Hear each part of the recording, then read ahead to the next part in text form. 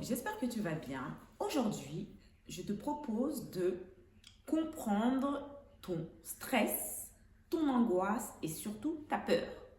Pourquoi tu vis constamment dans la peur et que faire pour en sortir? Moi, c'est Bintou et ici, on parle de créativité, de développement personnel et de spiritualité. Donc, tu te demandes pourquoi tu es tout le temps sur le qui-vive.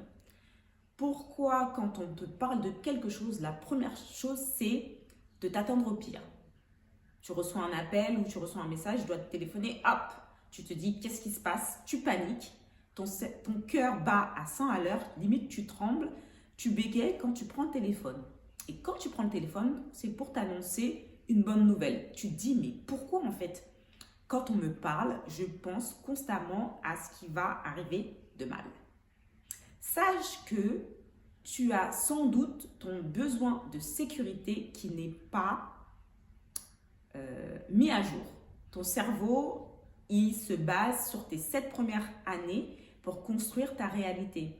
Et s'il s'avère que pendant ces 7 premières années, tu as eu des traumas, eh ben sache que ton cerveau va te conditionner pour vivre avec ces traumas. Donc, il va être sur le qui-vive. Et une fois adulte, même si ces informations ou ces traumas ne sont plus d'actualité, ton cerveau, lui, ne fera pas la différence. C'est pour cela qu'il faut que tu comprennes que ta peur est liée à ton besoin de sécurité. Je suppose que tu as déjà entendu parler de la pyramide de Maslow et il faut savoir que le besoin de sécurité, c'est la première des bases sur sa pyramide des besoins. Donc, en quoi consiste le besoin de sécurité? C'est de se sentir en sécurité, bien sûr, en ayant un toit, de la nourriture, des vêtements et se sentir aimé par les personnes qui nous sont le plus proches, à savoir nos parents. Mais quand, pendant cette période, il t'arrive des événements qui vont peut-être, secouer ses besoins, et ton cerveau, à l'issue de ces 7 années, va te construire une réalité de peur. Il va croire que tu vis constamment dans la peur. Du coup, ça va te générer du stress, de l'angoisse et beaucoup de difficultés à voir ta vie d'un côté positif. Tu vas te concentrer justement sur tout ce qui est négatif et ton système nerveux ne pourra pas se reposer. Il sera toujours en alerte, d'où tes insomnies, d'où tes palpitations et d'où la tension dans ton corps. Ce qui se passe, c'est que ton cerveau, il n'a pas été mis à jour. Donc, il a accumulé des informations qui vont nourrir cette peur et il n'a pas appris justement à voir tout ce qui était positif parce qu'en réalité, il n'y a pas que du négatif dans ta vie. Mais comme ton cerveau, lui, il a été orienté vers la peur, lui, il va se familiariser avec la peur et te laisser stresser, angoissé, tendu, jusqu'à ce que toi, tu prennes cette tension pour argent comptant. Tu ne vas pas te dire que ton corps, il peut être détendu ou autre, puisque tu es déconnecté de ton corps. Tu es uniquement concentré sur ta partie mentale, ta partie cérébrale, qui va un peu dicter ta réalité.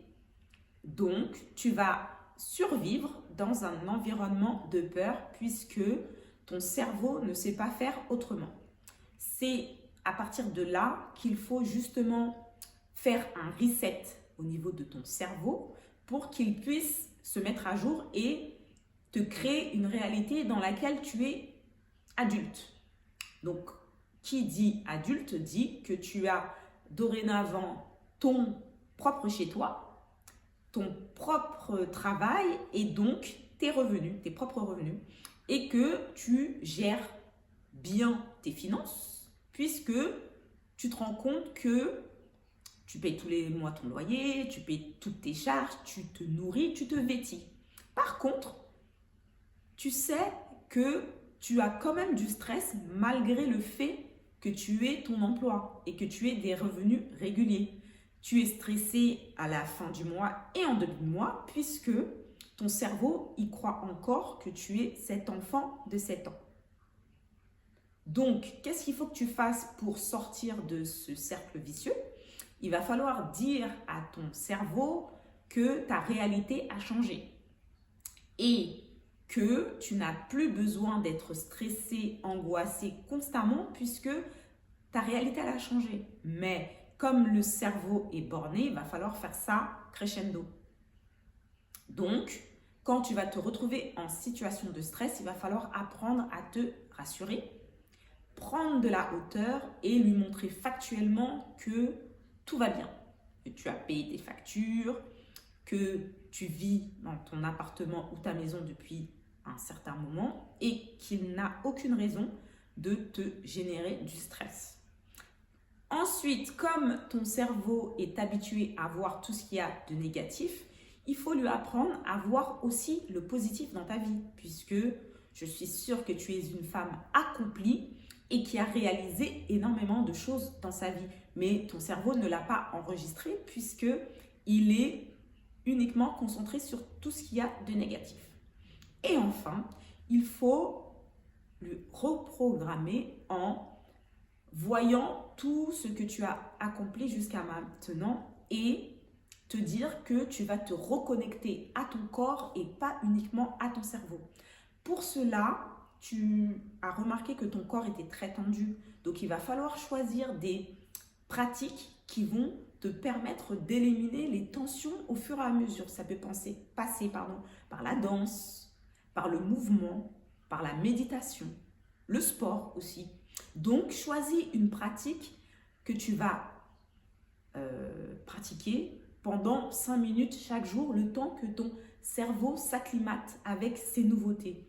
Et plus tu vas commencer petit et plus ça va durer dans le temps. Si ça résonne avec toi, n'hésite pas à me dire en commentaire comment tu vis actuellement. Est-ce que tu savais que c'était ton cerveau qui créait ta réalité et que tu pouvais changer tout ça? Ces croyances limitantes, finalement, elles te limitent dans ta vie et te bloquent. Donc, si tu veux justement changer tes croyances, il va falloir que tu lui apprennes à le faire. Donc, sois patiente avec toi-même. Et si ce type de contenu t'intéresse, n'hésite pas à t'abonner. J'ai plein de sujets qui traitent justement de la charge mentale, des croyances limitantes et tout ce qui est en lien avec la créativité et la spiritualité. Je te dis merci et à bientôt pour une nouvelle vidéo. Bye!